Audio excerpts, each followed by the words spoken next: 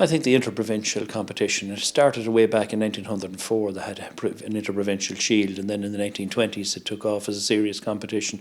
We all know that there were times when you'd have a full Croke Park for an Inter-Provincial, but it still has a resonance, it still has a great importance in the GAA calendar. Through this Inter-Provincial competition, or what was known as the Railway Cup, we have an opportunity for everyone to showcase their skills and for to come along, no matter what county you're from. It is a very special part of the GAA calendar. We're certainly making a substantial effort this year to raise more awareness. We have no difficulty with the players. They absolutely are keen on having it.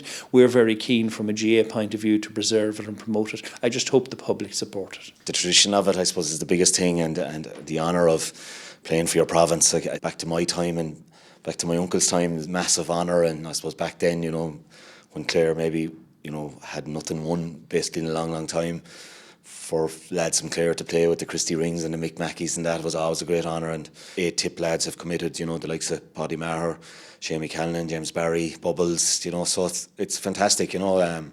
Just training the other night, just to see the response of the guys. For players to pull on their provincial jersey and to represent, you know, their province is, I think, still something that the vast majority of players want to do.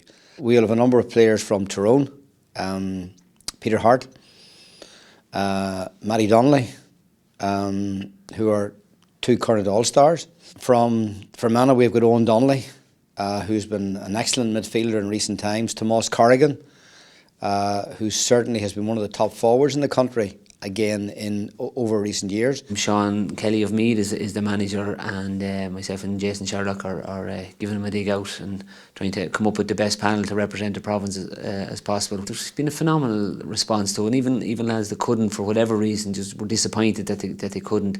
So I think that the key for us was the major success is the players and their willingness to get involved, and you know, regardless of what level they play, they want to be the best they can be, and you know, they want to make sure that they win this competition, and I think that's what keeps it alive. We've 8 counties represented in Leinster, and we've a good mixture from each. We've 26 players on the panel at the moment training. We have Owen Murphy of Kilkenny with Ciarán Joyce, Conor Fogarty and Walter Walsh. From Dublin then we've Chris Crummy, Shane Barrett, Ryan O'Dwyer and Eamon Dillon.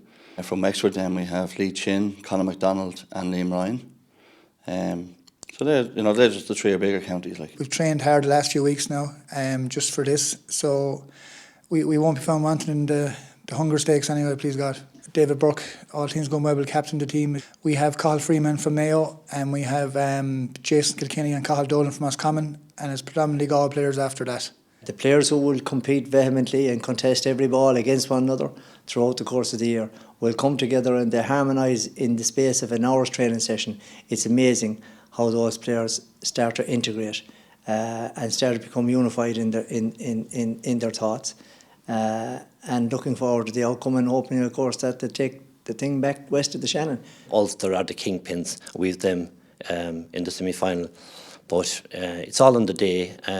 But the last time we won it in 2008, and we had a fair mixture of the so-called weaker county players and the Cork and Kerrys at the time, and we won it. And I think this year we could be a surprise. As you saw during the season, Clare and Tipperary were excellent, and we have about 11-12 players from those counties.